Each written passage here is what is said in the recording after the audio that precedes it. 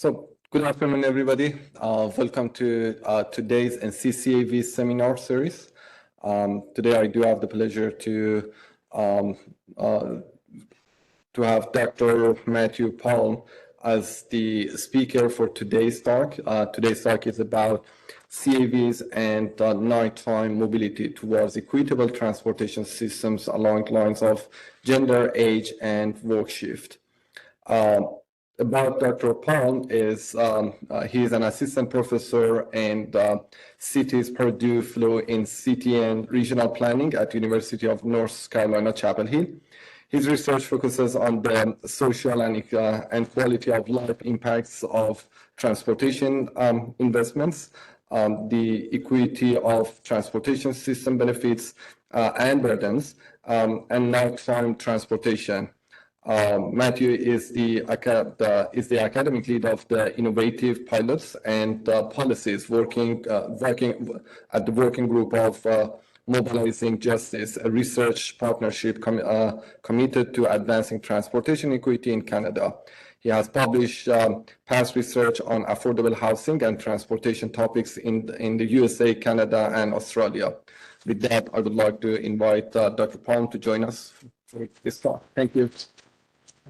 Appreciate it. Thanks, Ali, for the introduction.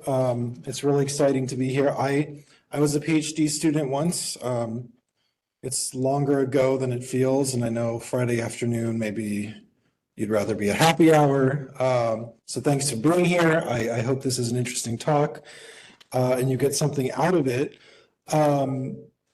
So we were talking a little bit earlier about Ali and I, equity in transportation. And so since a lot of folks on the call, I mostly work on the technology side, I'm going to spend most of the talk today actually talking through how we think about equity and justice and what they actually mean in transportation. And it's really exciting to be here to be able to talk about this because NCANT is a very special place in the history of fighting for equity and justice in the United States. And so it's an honor to be here.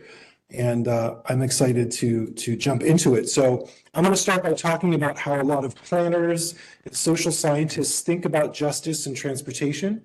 And then I'm going to move into the consequences of unjust or inequitable transportation systems. And then that will lead me down into talking specifically about nighttime travel and where CAVs fit in the picture. I want to give everyone a moment to reflect on this question. In your mind, what would it mean for a transportation system to be just or equitable? I know folks online, maybe I'll paraphrase. Anybody in the room want to try giving a definition?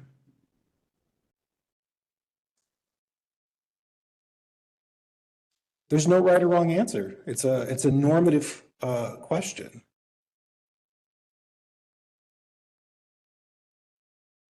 Okay, that's okay. It's Friday. So I'll start with a definition that some of my colleagues use, Alex Carner and Rafael Pereira. Oh, someone raised their hand. It's okay. Do you want to give your definition? I think I was about to say it's kind of yeah, in the same space as like how can we kind of make things more accessible and for people around us, yeah, that especially for communities that are traditionally at that have been disadvantaged in this space, so kind of bringing opportunities to all. Thank you. Okay, so that's kind of covers it. So transportation justice describes a normative condition in which no person or group of people is disadvantaged by a lack of opportunities they need to lead a meaningful and dignified life. So another way that I explain it to people is the transportation system presents no barriers to people living their lives and achieving their dreams and their aspirations. There are three components of bringing about a just transportation system, and that is equity, diversity, and democracy. This way of thinking about justice comes from Susan Feinstein, who builds a lot on the work of philosopher of justice John Rawls, who's been highly influential over the last 80 years in thinking about what are the components that need to be in place to build a just and equitable society. And when we think about transportation, transportation is driven as a publicly managed system, an aspect of society. And so democracy is actually a really big component of a just transportation system. And so what does that mean? Democracy refers to the idea at the simple, fundamental level of the fairness of the political system related to decision-making processes. So this is based on the core idea that everyone's opinion should be heard equally and be valued equally in the institutions, policies, and processes that shape the built environment in the transportation system. So a democratic system is one where we all have equal voice. I think that can resonate with us, at least here in the United States. But there's another component of that, which is diversity.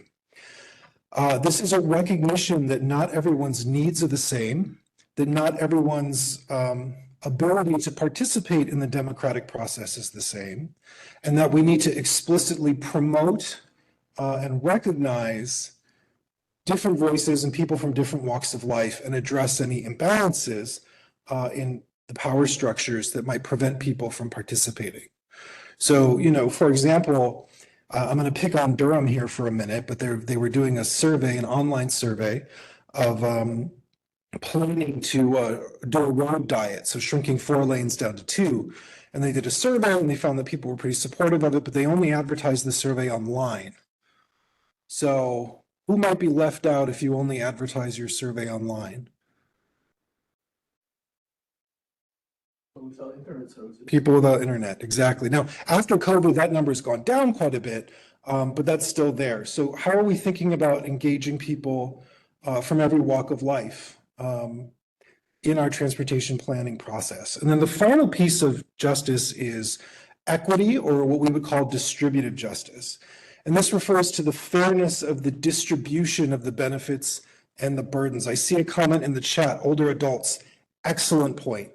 Older adults are overrepresented among folks who don't have internet access, and at the same time are people who have special needs in the transportation system. So, you know, democracy and diversity don't just mean that, you know, everybody's voting, but we're actually proactively as the people who govern transportation, reaching out to those folks who have those needs. So equity refers to the fairness of the distribution. How would you define the benefit of the transportation system? Go ahead. Wait, what's the question? Are we talking about public transportation or transportation? The whole thing. It's going to depend by match between economic resources and economic demand. Right. Forgive me for being a critical person at this point, but economics, what's missing in your Venn diagram?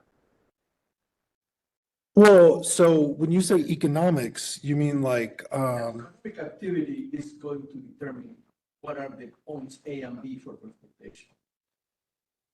Well, great. right. So then how are we going to balance the other components if we are not inserting the discussion about economics? So there's a concern about not including economics in the Venn diagram, but so what does the transportation system do to facilitate economics? Well, I would propose to look from a different angle. I mean, what is the economic activity determining as being the points A and B that require transportation? I mean, if there's no economic activity, it's very unlikely there will be a large demand for going from point A and B. Yeah. And I think, I mean, if we introduce another one that I don't think has the same level of importance that economics, if we introduce geography, I mean, there's a whole chunk of the country, almost in geography, it's 50% of the country that we're only less than 20% of the population lives. So it's a given that there are sections in the West between California, let's say between California and the traditional Midwest, where there are very few roads, very few availability of transportation because it's not populated. There's no economic activity. So all I'm Right. saying is that the same way that I spent 3 minutes introducing points that are connected to economics, I think we should continue introducing points that include diversity, equity, and distribution, as you said, but not at the exclusion of the economic connection of all these variables. Okay, thank you. I'll come back to that. So I'll actually talk about how transportation planners have been defining those benefits and their implications. And so a view that's become really popular, at least among planning researchers, is that the purpose of the transportation system is to connect people to the destinations that they value. At the end of the day, I want to go from point A to point B, and the role of the transportation system is to enable me to get there. And so in that sense, the most all-inclusive way of measuring transportation benefits is measuring the accessibility that the system provides. So access to opportunities. We think about this as the potential for interaction, or to put it more simply, the ability of people to reach as many destinations as they can throughout the system. And so in public transportation planning in particular, this is usually operationalized in terms of how many jobs can people reach using the public transportation system that's been provided. And so here's an example map of that for Toronto, Canada, that my colleague put together. And so what it shows is, the lighter the area, the more opportunities people living there have to access work, to access employment, to access school. We find that access to employment is a good proxy for access to all activities, because usually an activity at a certain destination is someone else's job.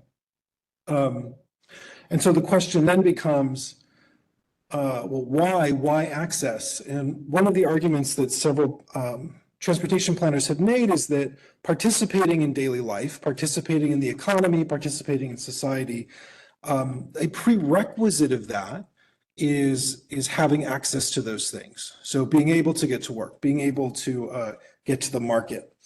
The other reason, go ahead. One question here. So accessibility are you considering just having the transportation choice between points of interest, or affordability also is part of that concept? That's great. So where the research is going is you could use a generalized cost function to incorporate the costs of travel, the cost of different modes, and then adding in destinations.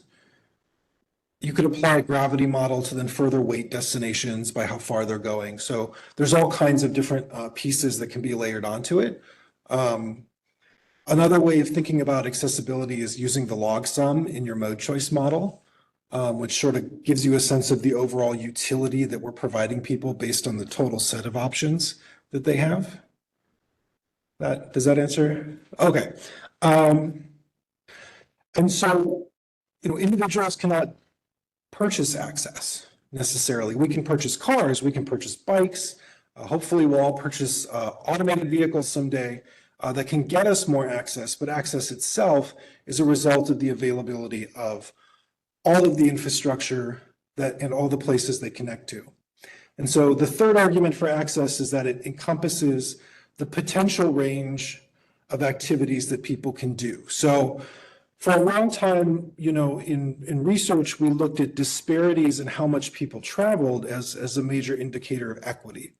And the problem with that is that some people, by choice, travel less.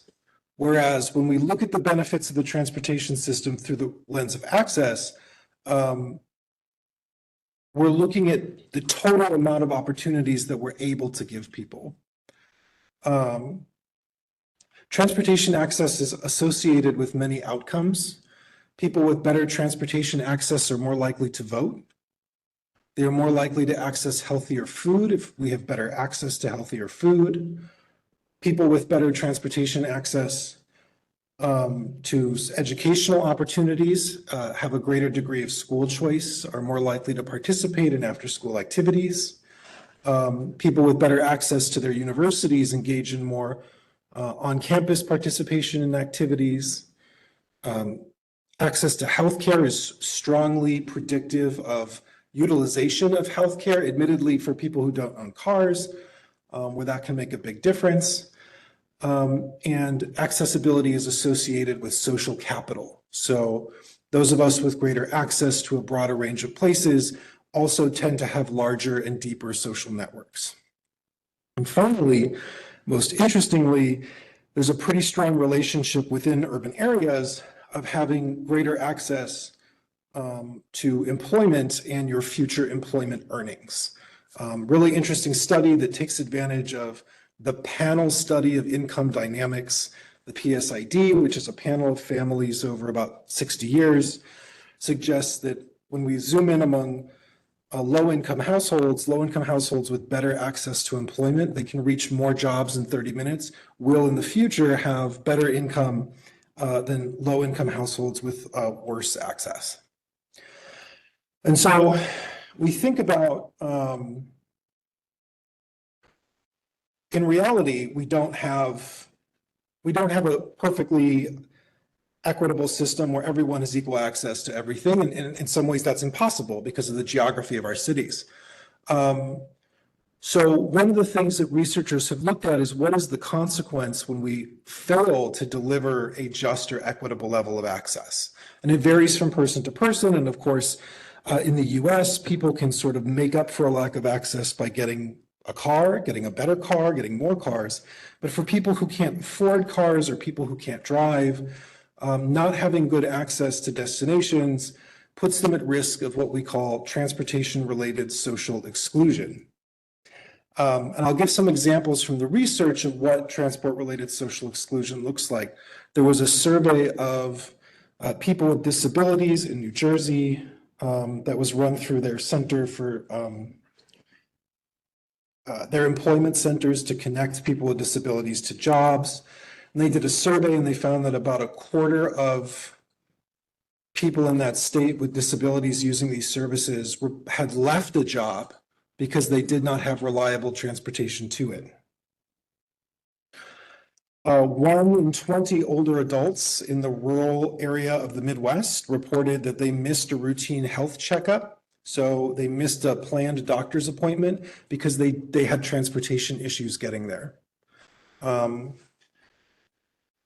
And finally, even in urban areas, this can also be a problem. There was an intervention done by some public health scholars at a clinic that served people with low incomes in the Bronx, and they found that just under a quarter of people missed their appointments due to transportation problems. So when we fail to design and in totality deliver a transportation system that can account for people's needs, there are consequences in healthcare, consequences in education, consequences in other services. Another interesting thing, people might just give up trying to do things when we don't provide adequate transportation. And I'm going to pick on my employer right now, so I hope they're not listening. UNC Chapel Hill is moving more classes into the evening period. So classes could start after 6:30, 7, 8. And unfortunately in that town, most of the buses stop serving the campus after 7:30. So what that means is for students who depend on the bus, they might have some trouble finding a way home. And so what we did is my colleague and I did a survey of people after they registered for classes. And what we found was about 16% of students reported that they excluded courses that they wanted to enroll in. They didn't enroll in courses they wanted to enroll in because of their transportation situation. And so here on the right, this is a map of the travel catchment for if you're leaving the middle of campus, how far can the buses take you in 45 minutes? If you're leaving at 8 p.m., there's one Go Triangle bus that runs once an hour, which is what this is mostly accounting for, because during COVID, the region shrunk their off-peak transit service. And so as a result now, and this is just kind of a small example, when we don't provide adequate transportation for people in certain situations, they end up missing out on opportunities in education. There's a lot of mixed methods research in this area that shows that not only does a lack of adequate transportation reduce our participation in the education and the employment, but it'll actually shrink our mobility horizons or the things we even desire or try to do. And so I'll give an interesting, fun example here that I really like. This was a study of older adults in Denmark. They surveyed a sample of people turning 70. Denmark apparently has a civil registry and every citizen is listed on it and researchers can access it to contact them, which is amazing. And so in the year when everyone turned 70, they surveyed folks and they asked them about how satisfied they were with how much they could participate in different activities. And they conducted the analysis and they compared 3 groups of seniors. Seniors who still drove, seniors who gave up driving, so they hung up the keys because they felt maybe they were too old, they're losing their vision, and seniors who never drove to begin with. Which of these groups, just take a guess, were the least satisfied with how much they could participate in life? Those who gave up driving, exactly. And the results were significantly different compared to people who had never owned a car at all, in part because those folks had built up their own, had sort of maybe built their own social networks around public transit. And of course, it's Denmark, public transit is pretty good. And again, I mean, older adults tend to have higher levels of dissatisfaction with quality of life related to not participating in activities. But it tended to be higher among those who stopped driving. And I'll share one more example of this before I move on. Some qualitative work by some sociologists over in Tennessee next door. These were 30 transit-dependent riders who don't own cars who shared their experience relying on public transportation. And a lot of people ended up turning down jobs and turning down educational opportunities, sort of letting friendships go because they didn't have a means of staying connected to people. And the sociologists involved actually argued that this is an adaptive strategy that when people struggle with adequate mobility, will actually just stop trying to leave home as much as a way to function. And so we can think of this as a form of latent demand. And does anyone here know what I mean when I say latent demand? Anybody online? So it's untapped or unmet demand for something, right? So untapped or unmet demand for travel. A lot of people in transportation think about latent demand through the lens of if we widen the highway, more people will drive. And that's one part of it. But the latent demand that's related to social exclusion is the people who don't take that job because they don't have transportation. We call that suppressed travel or unmet need. And I recently conducted a scoping review of how we've attempted to measure unmet need or suppressed travel in the past that some of what I'm going to share about today is based on. But I'm now going to bring in automated vehicles.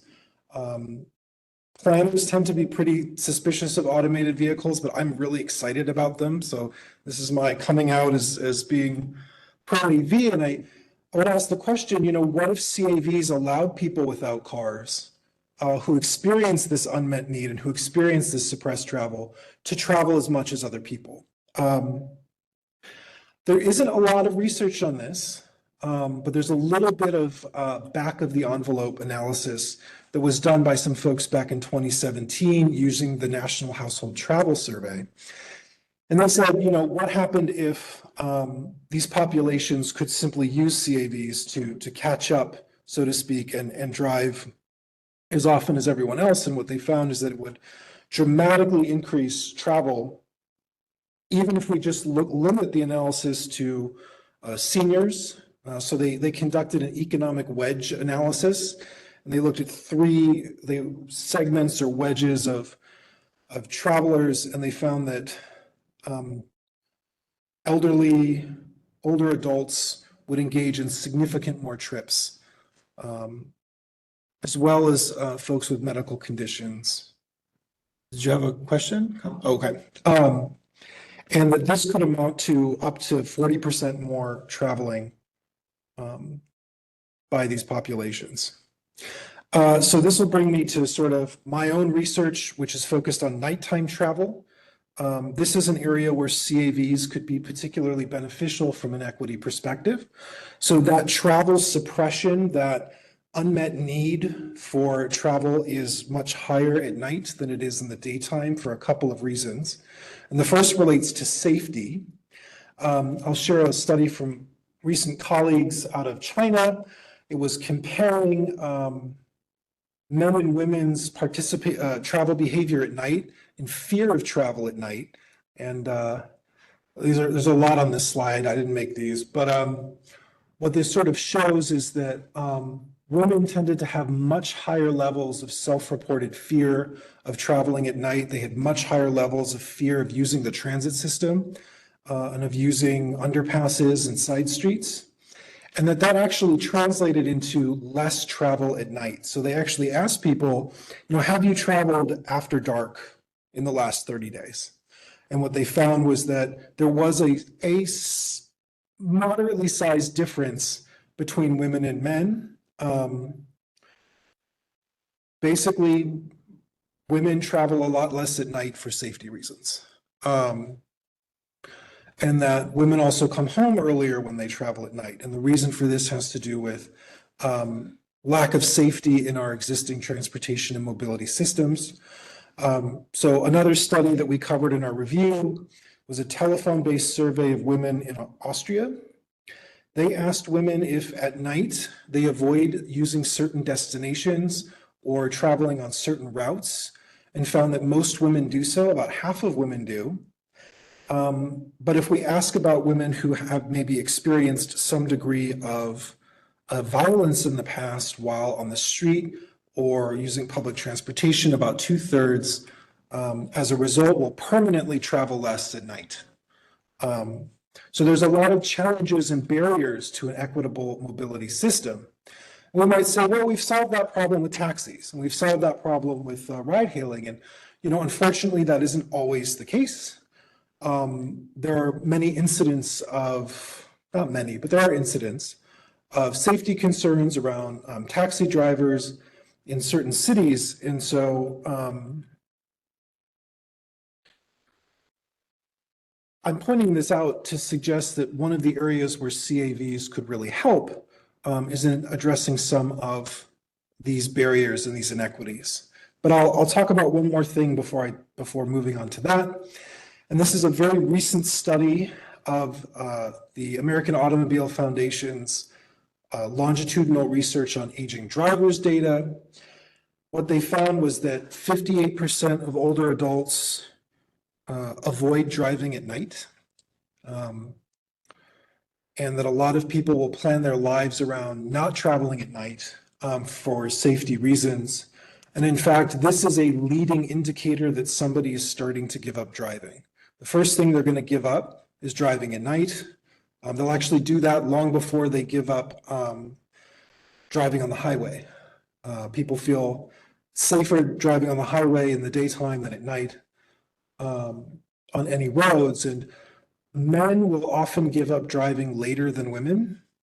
Women will give up driving earlier than they need to. Men will give it up later than they should have.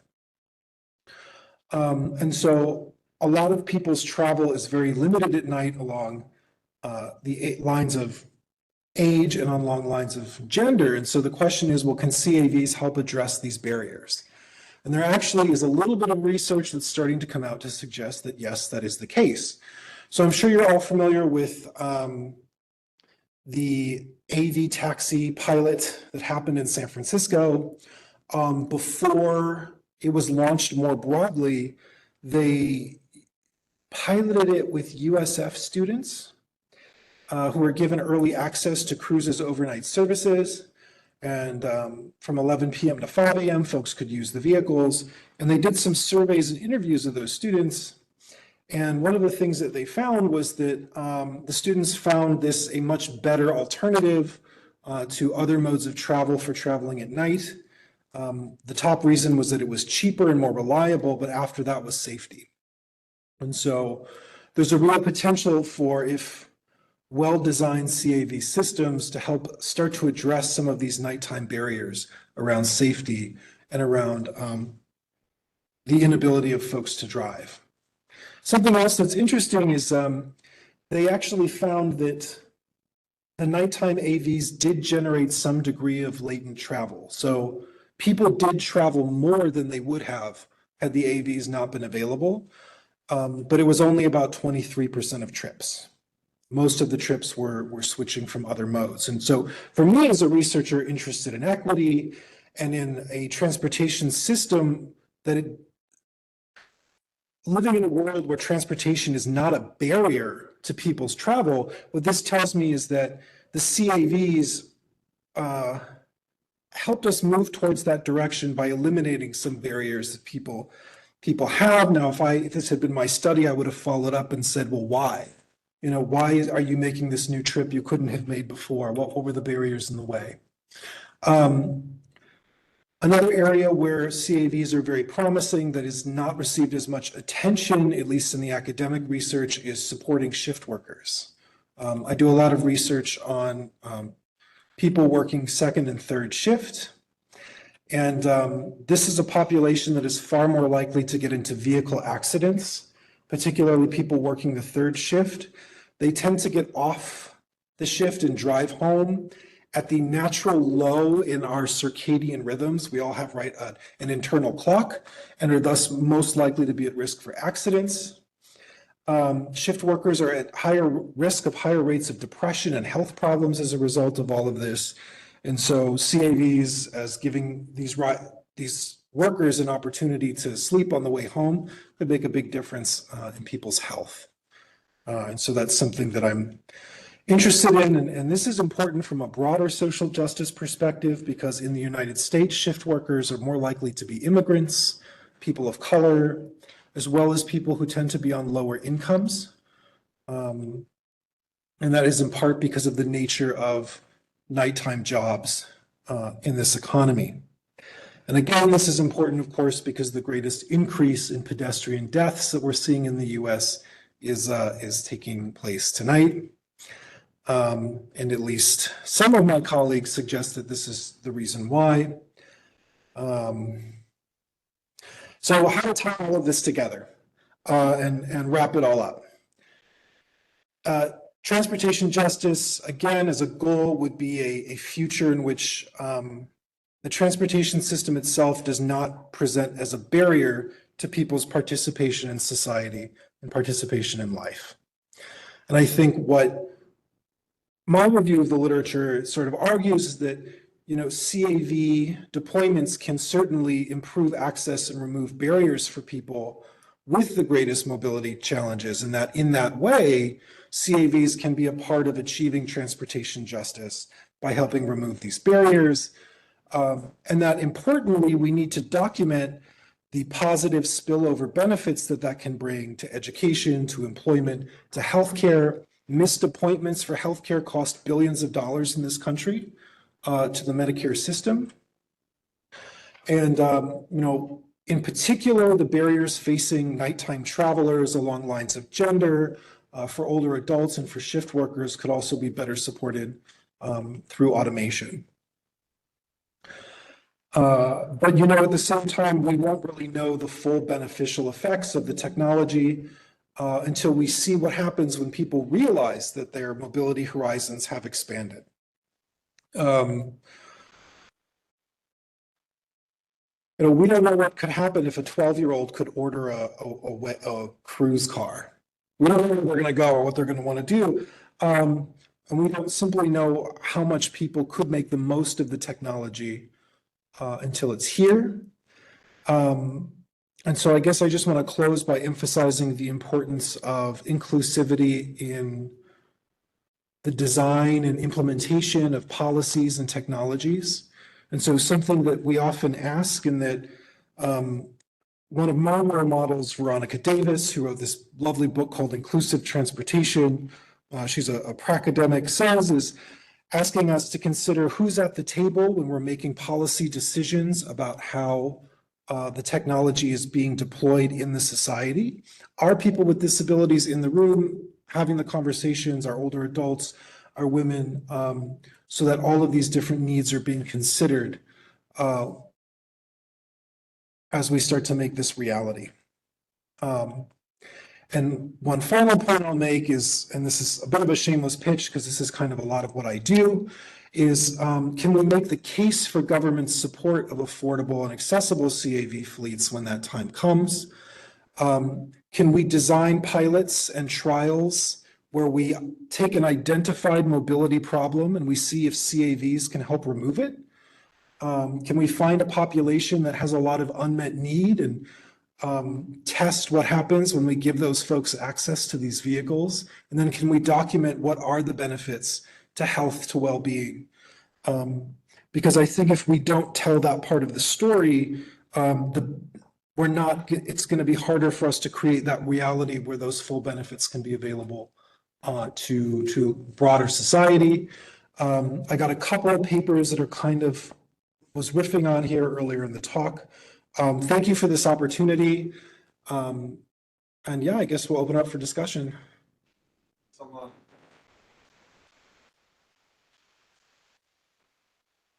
Great. So any question, and because we got people also on the cyber side and they may not hear us very well, if there is a question, if you can repeat it on the podium, that would be helpful. Yeah.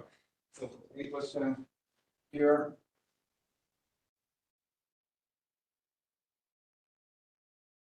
And while we are thinking inside the room, any question on the cyber side?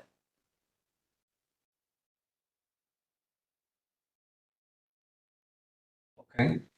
So go ahead, Venkatesh. Hey, thanks for sharing that. I had a question about just broadly looking at the latent demand side. I think this is something that I also think about is like when we are able to meet that latent demand, that'll be like beneficial from the accessibility point of view. We are kind of connecting people who are traditionally not connected, and it's also possible that like there is also impacting the traditional mobility metrics. Like there are more vehicle miles traveled. For example, you gave the example of 12 years old taking cruise car. So imagine like more of those happening around us is just going to add like more cars on road. So I'm trying to think like, so this is also just generally broadly I'm thinking about like, can we explain why access is the way it is? And then kind of more synergistic ways of thinking about redesigning. I mean, I guess that's where the planning comes into play, but I guess I want to hear your thoughts on it. That's an excellent and provocative question. I don't believe that we should deny people the benefits of this technology just because it might cause congestion. I would be interested, there's some very recent work that's come out using travel demand modeling to sort of figure out if all that latent demand comes onto the roads, but also there's platooning and all these other benefits, how does it all kind of wash out? And I have to admit, I'm not familiar with it, but I mean, as an urban planner, I'll say congestion, is it a problem? People don't like it when I say that, but some degree of congestion is inevitable, and it's just like whose lives are we? Who are we denying opportunities to by saying, well, we can't provide access to these folks because it'll increase congestion? But I mean, yeah, of course, the goal of planning would be to sort of equitably manage both. And that's where this question of the distribution of the impacts comes to mind, right? And how are we balancing, are we fairly balancing giving access to people who haven't had it before against creating new, painful burdens for other people in terms of mobility? But I don't know, that's a whole fascinating can of worms that you open. I'm sorry No. I if mean, this it's is not a helpful. satisfying answer, but No. I mean, this is helpful. Thank you. Appreciate it. thank you for the question. Mhm. Michiko? Sorry, another one. Oh, there's Michiko? Okay, yeah, go Hi, ahead. Dr. Palm. How are you? Sorry I wasn't able to be there in person and see you again. It was an awesome talk, very encouraging and provocative in the sense of all the things that can be done.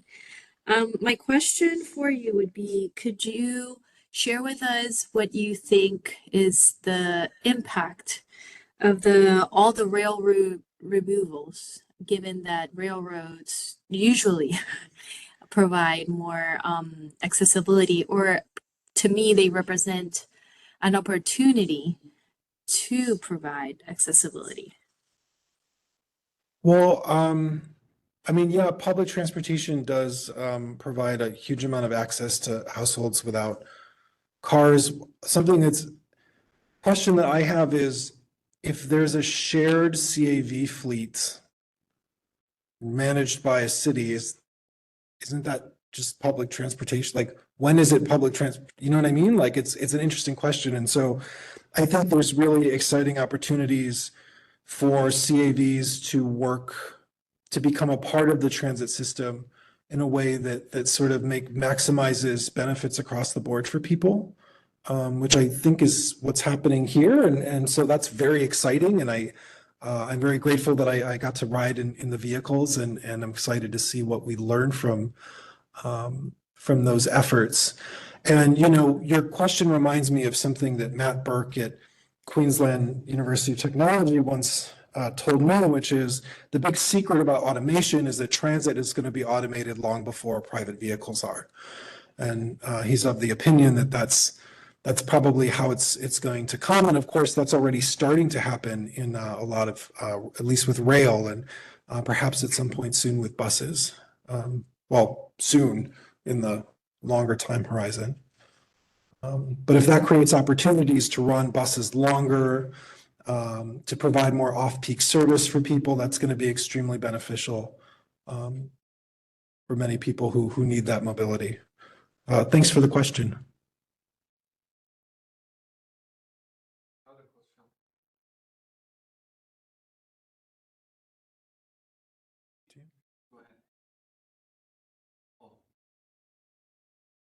Change your mind here. Okay, so I do have one question. As when you were talking about piloting the program, so that was interesting.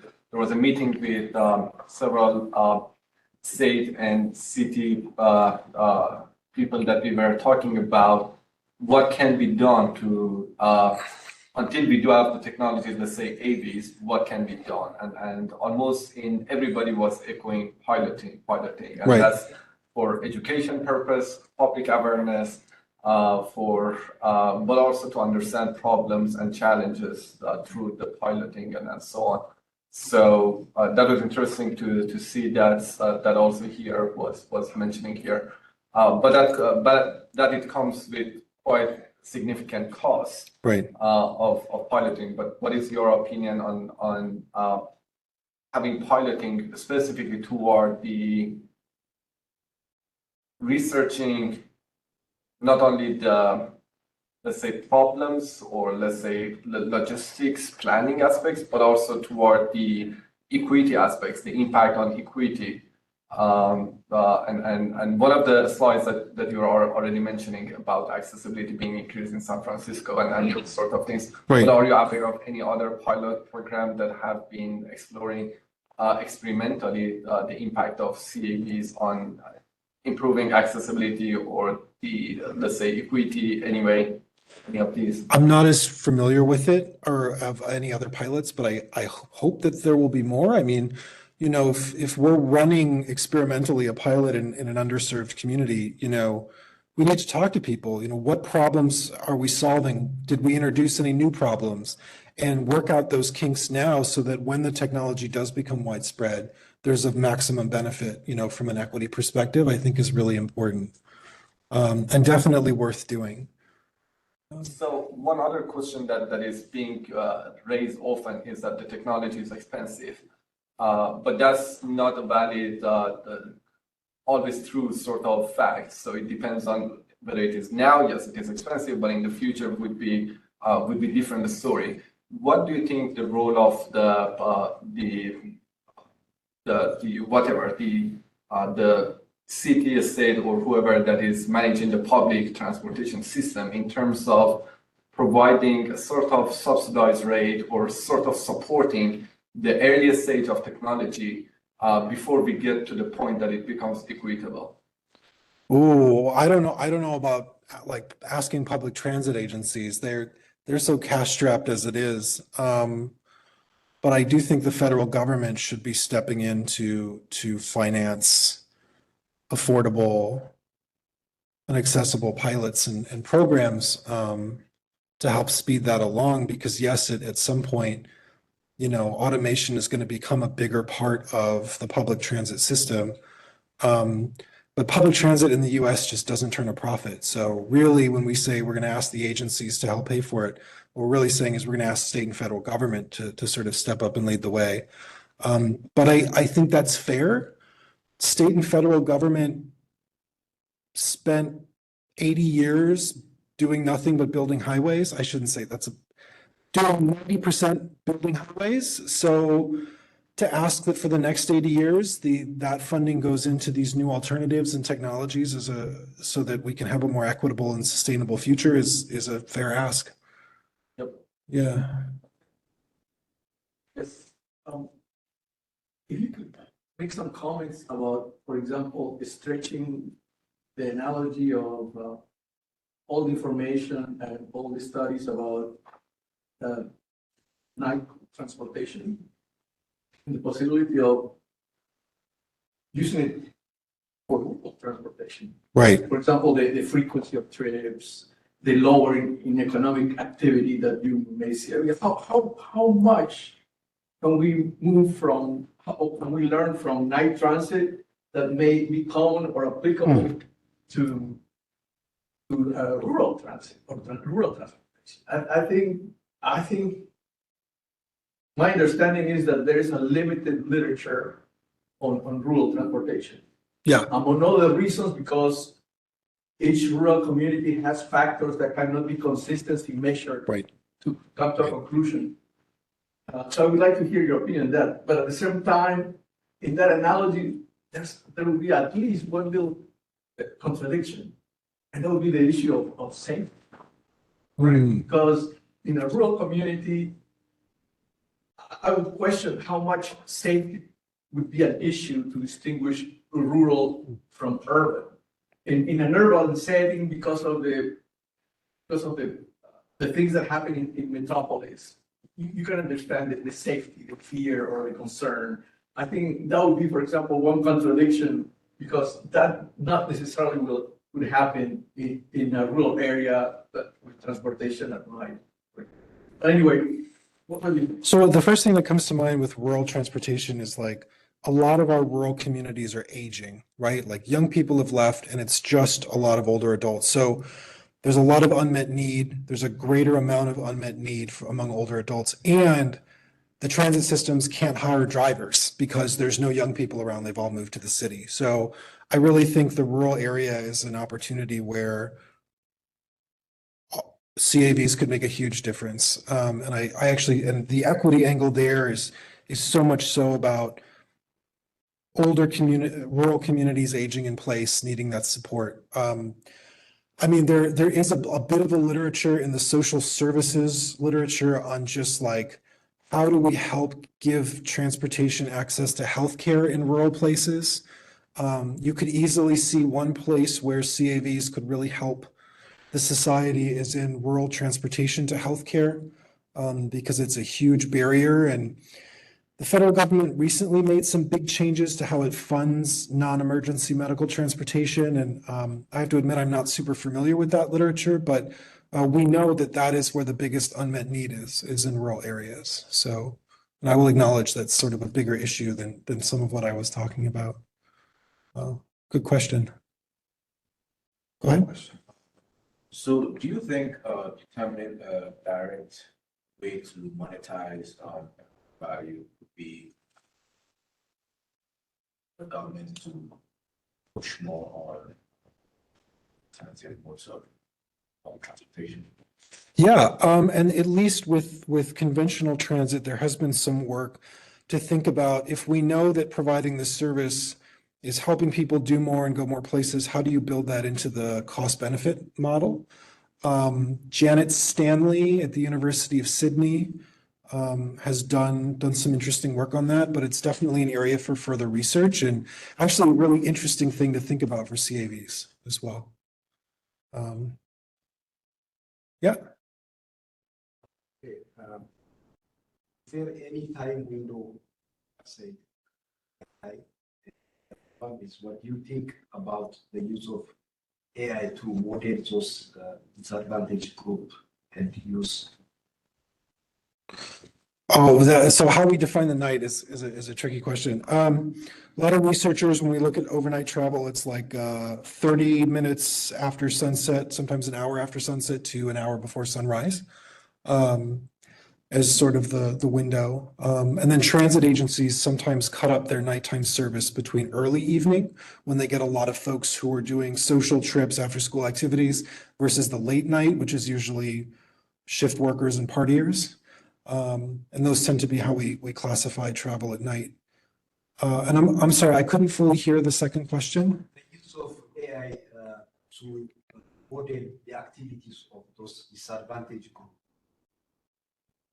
and then use as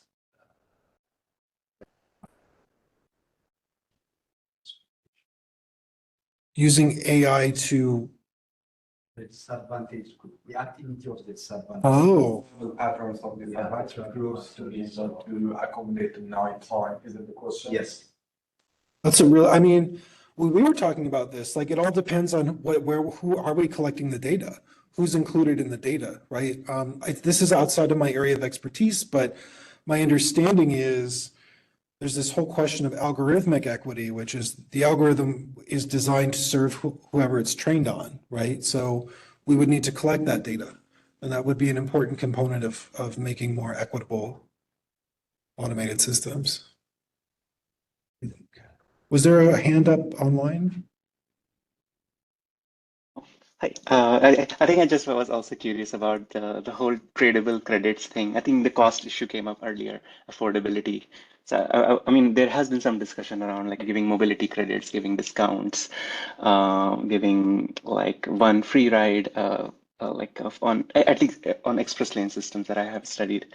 So I'm curious to hear like where can these mobility credits or some kind of tokens, discounts can help lower accessibility, and your thoughts on it. I mean, it's going to be really awesome when Singapore, London, and Stockholm do it. But is America going to do it? I don't know. Yeah, that's a good point. Yeah. We'll see how it goes, and it'll be a great thing to learn about. I don't know, just watching the fight over congestion pricing in New York has me feeling very cynical about America's willingness to embrace some of these things. Yeah. Thanks. So I think one last question, Michael, was it, did you want to ask a question? Yes, yes. Thank you for such an insightful presentation. My question is like, I'm wondering to know, is there any statistical tool you use to know if the data collected for accessibility purposes is jeopardized or biased? Can you repeat? Could you repeat that? Yeah, the sound. Yes, thank you for such an insightful presentation. My question is, what kind of tool usually do you use for the data is jeopardized, the data you use for accessibility purpose? So for the accessibility analyses, it's really common to use for the transit, you use the GTFS feeds. There's new tools for using the real-time GTFS feeds to look at how the accessibility is actually performing as opposed to how it's, it would according to the schedule. And then for the automobile, I mean, people tend to use the travel demand models that are available. Sometimes people build their own networks using like OpenStreetMap and stuff. And then you can start layering in the cost of fares and the cost of gas and car ownership to move towards a generalized cost. And then people will use travel demand models if they want to use the log sum as a way to sort of calculate accessibility. Awesome. So is there any way of removing bias from the data? Oh, yes. Well, I mean, you know, a lot of the household travel survey data probably underrepresents low-income households. So trying to include more households from underrepresented communities. But part of that is actually having to change the way the questions are asked. So like there was an interesting focus group that an anthropologist ran in Portland where she gave them Oregon's household travel survey, which is like state of the art. And she just read the script and had people react to it. And it starts with, where were you at 3 o'clock in the morning on this day? And people in the focus group were like, oh, well, you want to know, right? But I want to know because that's when the travel diary starts. So she was saying, we're going to redesign how we ask people questions if we even want to get the good data. Very interesting talk or interesting study. But so, yeah, we have to change the instruments we use. I know that people are really excited about passively collected cell phone data, but again, that has the same issue of representation. Maybe that's changing, I don't know. But that's an open question. It's a good question. I'm sorry, I don't have a good answer. Great. Thank you. So I think, and I see that there are more questions there, but come on, feel free to later ask questions by email. I think it's now 4 p.m. and I see that we can continue until 5, 6 p.m. if we continue this conversation, which is a very interesting conversation, but I think let's continue this conversation through a different place, right? So feel free to reach out on as far as the questions that you might be having via email or any sort of follow-up conversation that you would like to have. And with that, let's thank the speaker again, and thank you so much. Thank you. Thank you for having me.